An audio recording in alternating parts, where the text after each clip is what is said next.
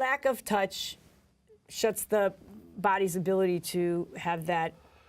It's younger. So essentially, when you are touched in a way that's meaningful, that you feel it, when two people are connecting, what happens, there's a hormone called oxytocin that's released, and that is a feel-good hormone. And essentially, it makes your body relax, it releases tension, it slows the heart rate down, and it makes you happy. And so it is said that if you get 3 20-second hugs a day, that releases enough oxytocin, the happiness hormone, just to keep it really basic, to improve your mood for 3 days.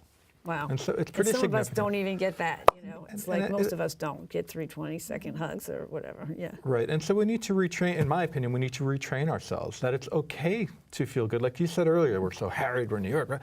Well, what's wrong with taking a moment to feel good and nurturing yourself? Right. You know, like you were saying, we tend to feel like it's a bad thing, but it's a good thing. Right. And we do all of these other things to try to make us healthy. Why not do some basic human touch?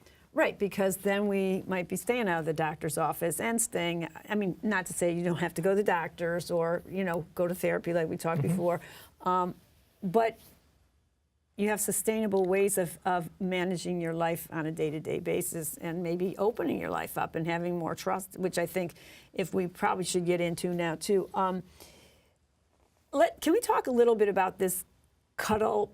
You're a facilitator for Cuddle parties, but we're going to talk about Cuddlist.com in a minute. But maybe we should talk about the party first, and then talk about the people who are the professionals. Okay. So Cuddle Party has been around for 11 years. Yeah, I was going to say it's 10 or 11 years. There are Cuddle Party facilitators all over the country. It was founded by 2 brilliant people, Marcia Brzezinski and Read Maliki. So I went to a training program, to become a Cuddle Party facilitator. So I'm the 115th Cuddle Party facilitator, and I do 2 Cuddle Parties a month in New York. Yeah, you're the go-to guy. I'm the go-to guy in New York. A gender balance for people of all genders, roughly equally balanced, and then one for men only, because men have their own specific needs in and of themselves. And so I wanted to have both of those groups. And that doesn't necessarily, it's just whoever identifies as a male, but that doesn't mean, that it's just like, it's all men. It's like whatever. Yeah. So it's not like just heterosexual men, no, gay men, or transgender men. You know, it's just whoever thinks they're a guy. Exactly, and we're very. And you guys hug differently and all that other stuff, you know. There are different needs, perhaps, and there's just it just is a different energy, and so I think both of those groups are really important. So essentially, it lasts about 3 to 3.5 hours. There's about a 40-minute workshop on consent and boundaries. We talked earlier. The basic rules are close, stay on. You must ask and receive a verbal yes before you touch anyone. And you don't have to do anything ever at a Cuddle Party. And it's a and you can say no.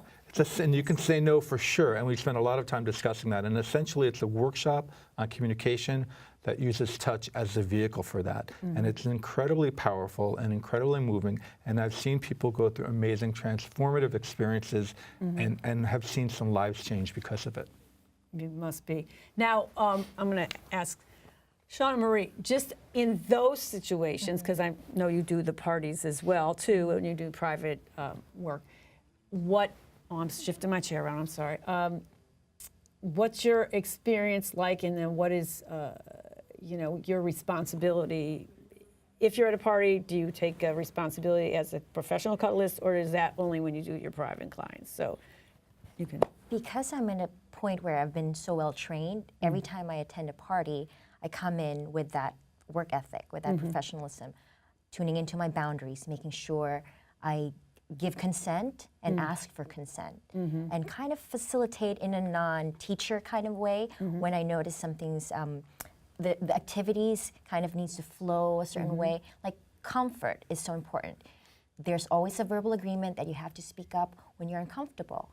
And I want to make sure anyone who's around me knows that and is reminded of that, so we don't bear the weight of always thinking, is this person okay? Is this person just not speaking up and is really not okay with me patting his back or her back? Right, because people do that too. I remember having this like very massage that was like really painful. And I thought like, well, maybe it's supposed to feel this way. You know, and I sat there and I had like bruises and stuff later, you know, like, I mean, because, well, I'd been doing a lot of work in my house and I thought, well, maybe it's just, but you have to kind of say, no, that's not feeling great, or, you know, necessarily meek in how Yes. people Right. handle your persona. Yes. And we teach, we clearly go over how to say no, why it's important to say no.